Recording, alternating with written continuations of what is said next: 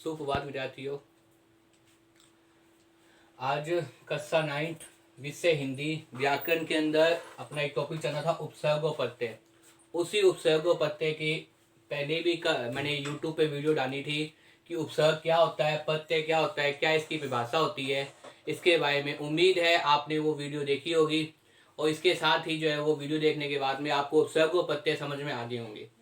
अब देखिए, आज उपसर्ग और प्रत्यय में सबसे महत्वपूर्ण बात है पहचानना कि शब्द में कौन सा उपसर्ग है, शब्द में कौन सा प्रत्यय है। ये चीज आपको शब्द देखने के बाद पता होना चाहिए। इसके लिए क्या चीज है, कैसे आप उपसर्ग और प्रत्यय को पहचानेंगे, कैसे बताएंगे कि शब्द के अंदर ये उपसर्ग है या ये प्रत्यय लगा हुआ है, इसकी मैं आज ये वीडियो के माध्यम से समझने का प्रयास करेंगे।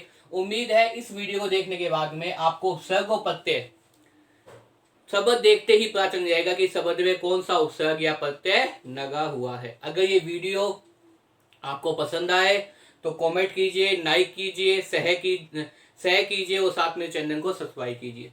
देखिए, उपसर्ग और प्रत्यय में सबसे महत्वपूर्ण बात परिभाषा बताया था मैंने आपको, थोड़ा था उपसर्ग। उपसर्ग का मतलब क्या है? उपसर्ग ऐसे शब्द जो ऐसे शब्द जो दूसरे शब्दों के आगे, उप का मतलब क्या होता है? आगे आगे जुड़ कर उस शब्दों में क्या करते हैं? परिवर्तन कर देते हैं। उनके अर्थ में क्या करते हैं? परिवर्तन कर देते हैं, सार्थक परिवर्तन कर देते हैं। वो क्या कहते हैं? उपसर्ग कहते हैं। और प्रत्यय ऐसे शब्द जो शब्दों के अंत में जुड़कर उसके अर्थ में क्या करते हैं? परिवर्तन कर देते हैं। वो क्या कहते हैं? प्रत्यय कहलाते हैं। कल मैंने जो YouTube पे वीडियो अपलोड की थी उसमें उपसर्ग और प्रत्यय के भेद, उपसर्ग और प्रत्यय क्या होते हैं बताया था। उम्मीद है आपने वो वीडियो देखी होगी और आपको उपसर्ग प्रत्यय के बारे में जानकारी प्राप्त हुई होगी। अब देखिए पहचानना, आज देखेंगे पहचानना, कैसे हम उपसर्ग और प्रत्यय को पहचान सकते हैं। पहचान के लिए क्या है? सबसे महत्वपूर्ण चीज क्या है? मूल शब्द को देखो, मूल शब्द को देखो या मूल शब्द को खोजो। मूल शब्द को खोजो। मूल शब्द का मतलब, अगर आप शब्द के अंदर, शब्द अगर मानो संयुक्त है, उसके अंदर उपसर्ग भी है या उसमें प्रत्यय लगा हुआ है, अगर आपने उसके मूल का मतलब क्या होता है? प्रारंभ कैसे हुआ है शब्द का, वो पहचान लिया तो उसके आगे है तो उपसर्ग, उसके पीछे है तो वो प्रत्यय। देखिए, प्रत्येक शब्द में क्या है? जैसे अपकीर्ति एक शब्द है, अपकीर्ति।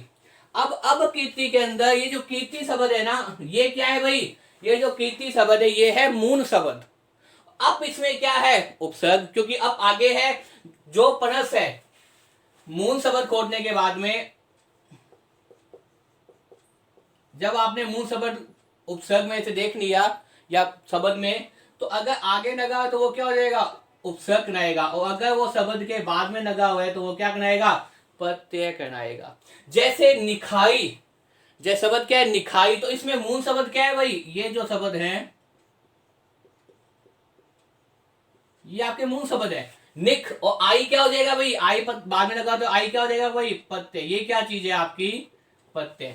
इसी प्रकार से अपकीर्ति, तो अप क्या है यहाँ पे? ये उपसर्ग है, और ये क्या है? कीर्ति। ये क्या है भाई? मूल शब्द है। देखिए, अपकीर्ति, कीर्ति क्या है? वास्तव में कीर्ति मूल शब्द है, और अप क्या हो जाएगा? फिर उपसर्ग हो जाएगा, क्योंकि पनस के इस तरफ है।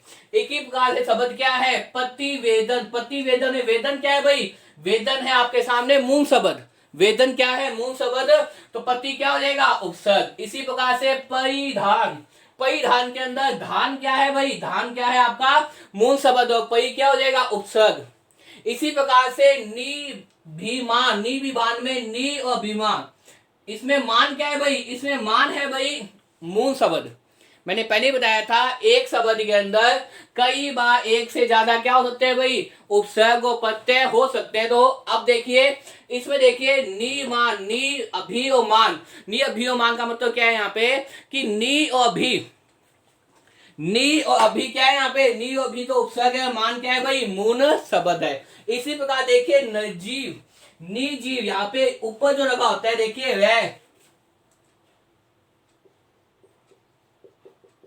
रैफ का नियम विद्यार्थियों, रैफ के नियम के अंदर ऊपर जो अपने इस प्रकार से लगाते हैं वो है हमेशा क्या होता है? आधा होता है।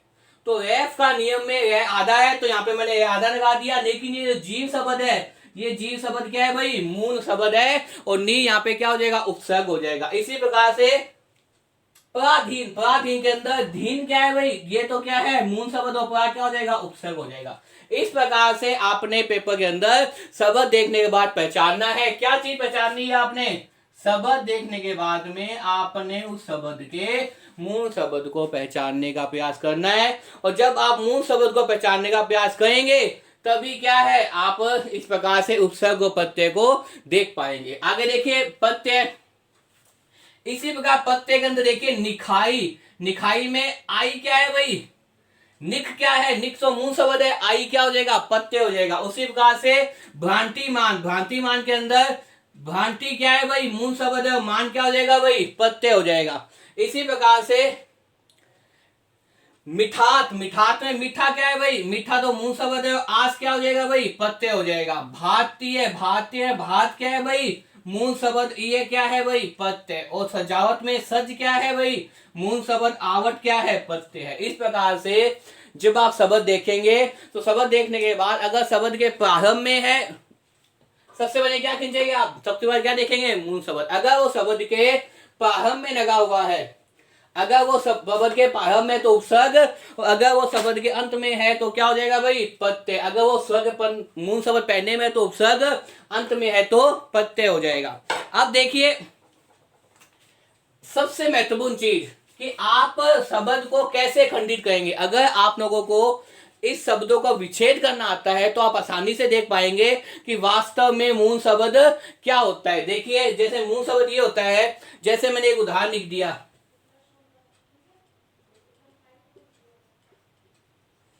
अत्याचार, ये शब्द लिख दिया। अब इसमें पूछ लिया भाई आपको मूल शब्द देखना है तो कैसे देखेंगे।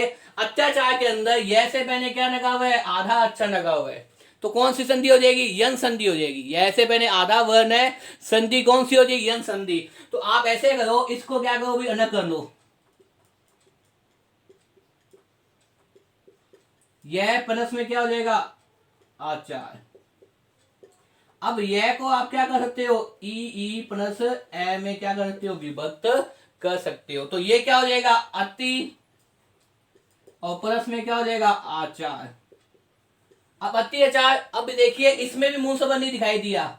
अब दोबारा देखिए, अति प्लस में आ, और प्लस में क्या हो जाएगा, चार। तो यहाँ पे ये जो चार है ये क्या है भाई, मूल शब्द है, इसको कहते हैं मूल शब्द। ये जो चार है ये क्या है भाई, मूल शब्द है। इसी प्रकार से आप कोई और उदाहरण देखना चाहें तो उस उदाहरण के द्वारा भी आप पता चल जाएगा। जैसे मान लो आपने उदाहरण देखा ये, अब ये देखिए अंत्यंत, इसी प्रकार शब्द क्या आ गया, अंत्यंत। अब ये अंत्यंत शब्द है, इसमें भी आप क्या कहेंगे, ए आधा प्लस ये, और प्लस में क्या हो जाएगा, अंत। अब यह को आप फिर खंडित कर सकते हैं, ई प्लस यह में कौन सा है, ए का सब है, तो ये क्या हो जाएगा, अति प्लस में क्या हो जाएगा, अंत। तो अंत यहाँ पे क्या हो जाएगा, मूल शब्द। और इस प्रकार से जब आप मूल शब्द देख लेंगे तो मूल शब्द के प्रारंभ में क्या लगा हुआ है, अति, तो अति क्या हो जाएगा, उपसर्ग, या आ क्या हो जाएगा, उपसर्ग। इस प्रकार से आप जब भी उपसर्ग और प्रत्यय के अंदर आप लोग पहचानना चाहें तो सबसे इंपॉर्टेंट चीज ये है कि आप क्या खोजें, आप मूल शब्द को खोजें।